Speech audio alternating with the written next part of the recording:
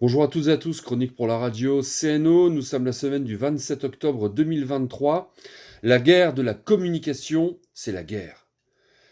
48 journalistes tués depuis le 7 octobre dernier, dont 10 rien que la semaine dernière, selon RSF, Reporters sans frontières, qui parle d'éradication du journalisme à Gaza. Pourquoi ? Pour que l'information ne fasse plus l'actualité, tout simplement. Il faut donner le champ libre à la propagande. La Troisième Guerre mondiale en Ukraine fait toujours des dizaines de morts par jour, des dizaines d'orphelins, et la scène internationale se tourne une nouvelle fois vers le Qatar. Grand médiateur des conflits qui parle autant à Netanyahou, Poutine, Trump, Erdogan, Xi Jinping, Jong-un, Meloni. Je n'ai cité que des présidents nationalistes identitaires ou des dictateurs. Mince, je m'en étais pas rendu compte. Dois-je m'excuser ? Bien sûr que non.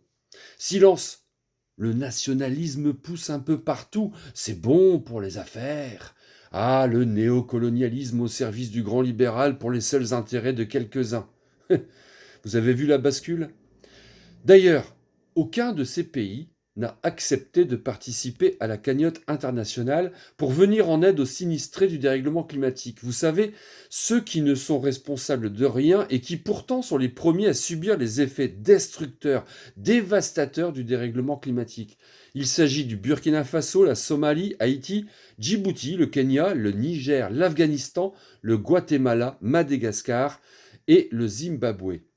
Sur les 197 pays signataires des accords de Paris en 2015, certains respectent les objectifs avec parfois toutes les peines du monde à rester géopolitiquement, économiquement et socialement à l'équilibre parce que justement, tous les pays ne progressent pas à la même vitesse vers ces objectifs. Il s'agit de l'Algérie, bravo, le Canada, le Costa Rica, l'Éthiopie, le Guatemala, l'Indonésie, le Japon, la Macédoine, la Malaisie, le Monténégro, la Norvège, la Papouasie-Nouvelle-Guinée, le Pérou, Samoa, Singapour et le Tonga. La palme au Costa Rica, dont la forêt recouvre aujourd'hui 60% de la surface du pays, contre 26% en 1990.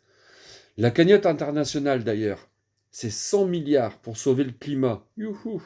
C'est beaucoup d'argent, mais tout simplement une paille qui témoigne de la méconnaissance des phénomènes en jeu. On pourra mettre des pansements et des bandages, mais cela ne changera rien si on ne décarbone pas drastiquement nos activités, si on ne sort pas urgemment de notre dépendance à l'énergie, bref, si on ne dénonce pas de façon ontologique, philosophique et systémique notre système économique basé sur la croissance, au lieu de nous intéresser enfin au bien-être humain qui passe par celui de l'animal et du végétal. Allez, on termine avec une caricature ridicule sur les réseaux. Les écolos en voiture électrique, les enfants congolais vous remercient de leur donner du travail dans les mines. Ben oui, pourtant c'est vrai, des enfants travaillent dans les mines de cobalt au Congo et ailleurs. Ils le font depuis 1980 environ, quand Microsoft s'est développé, en 2000 quand Apple s'est installé en Chine pour ses iPhones, en 2009 pour le cacao de Nestlé en Côte d'Ivoire, ou depuis 2006 pour H&M au Bangladesh et en Syrie pour des vêtements et plus généralement toute la fast fashion. On peut continuer avec Lucky Strike ou Palmal en Inde pour les cultures du tabac, etc. etc. 180 millions d'enfants de 5 ans à 14 ans travaillent aujourd'hui dans les mines, les usines et les champs en Corée, en Argentine, qui vient d'élire un président libertarien complètement taré, ou encore en Russie. Les marques qui profitent du travail des enfants dans le viseur de Humanium, Human Rights Watch, Action Éducation et tant d'autres, Apple, Tesla, Microsoft, Dell ou Google. Faut-il que ça continue ? Bien sûr que non.